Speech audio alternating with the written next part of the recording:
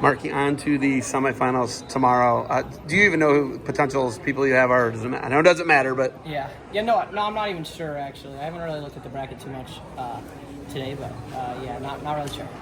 Does this keep you engaged? We talk about staying engaged. Does a tournament like this keep you engaged?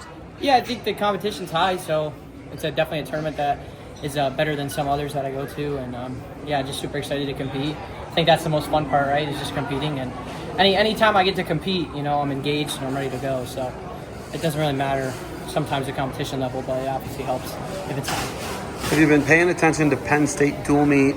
Have you been paying attention to the dual meets? Yeah, a couple of them, yeah. Okay, did you watch the Mizzou one? Yeah, I did.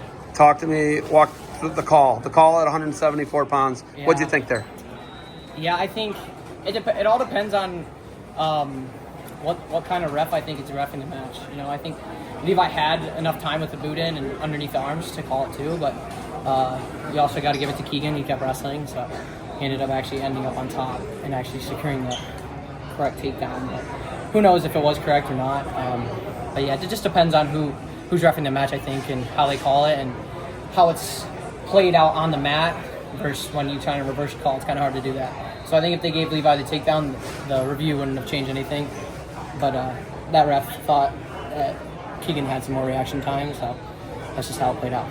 Only losses you've ever taken in high school have come with controversy, right? Look at the Davino one on the Ironman, right? It comes down to the ride out. Yeah. And that's a tough ride out to get, right? Yeah. And then if you look at the fleeing the mat call against DeLuca, right? Yeah. Only 2 matches you've ever lost.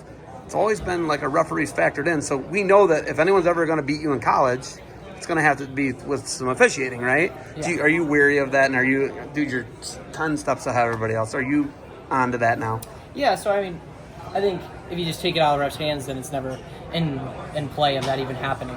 So going out and getting takedowns, and in both matches I lost, I didn't get a takedown. So that's a way to make it not into the ref's hands. Score more points than 1 or 2. So that's the way I've been looking at it, just going out and scoring points and getting more takedowns than the other guy. I don't know if you know this, a real thing, a real actual question. I don't know if you know the answer. Have you ever been taken down in high school in an actual match? In high school season, no, I haven't. No one's ever taken you down in a high school match? Not in high school season, no. DeLuca's the closest thing, and it was the one worst to fleeing the mat hold, right? Yeah. Or fleeing the hold, whatever it was. And you lost in sudden victory because of that. Yes. So that's the closest. Closest, yeah. It's pretty unreal. So you're pretty, obviously that engages you too, because if a guy comes out and takes you down, I think we're going to see some Marky smash type thing. Yeah, I think I would be pretty upset with that, but yeah. With Mendoza in the finals. Yeah. He really did a good job of not getting his doors blown off, right? Yeah. He's good, though. Seth Mendoza's good. We get that, right? Yeah. Is that frustrating when you really can't open it up against someone like that? Yeah, I think I kind of treat that match as a loss almost. It's somewhere where you can grow and you found an area and where you can compete and get better at in practice. So I've put myself in scenarios like that, especially with the guys coming back for Christmas, and they've really helped me on defeating a style of kind of just counter, not really attacking at all. It's just counter. And so yeah, I think it's just like a loss. When you lose, you reassess and you're okay, this is what I have to do. So I kind of just reassessed and I was all right, this is where we have to focus, and just went and practice and hit it hard.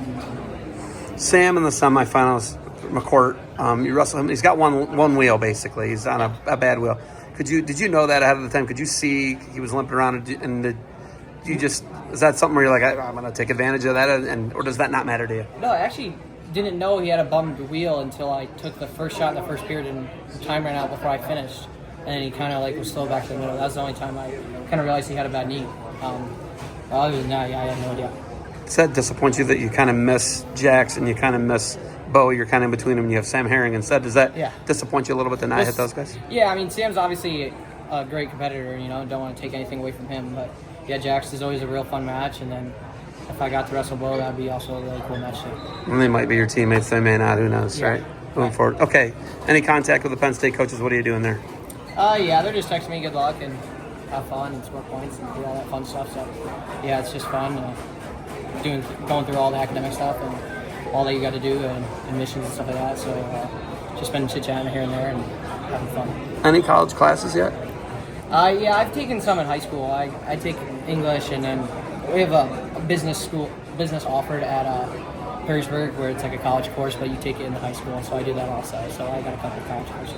And then can you go right into like NIL stuff right after the state tournament this year? Can you do that? I don't believe so. I think technically I could, but I think there'd be some type of punishment for it. You can't run track or play baseball? Yeah. That's really, right? Yeah.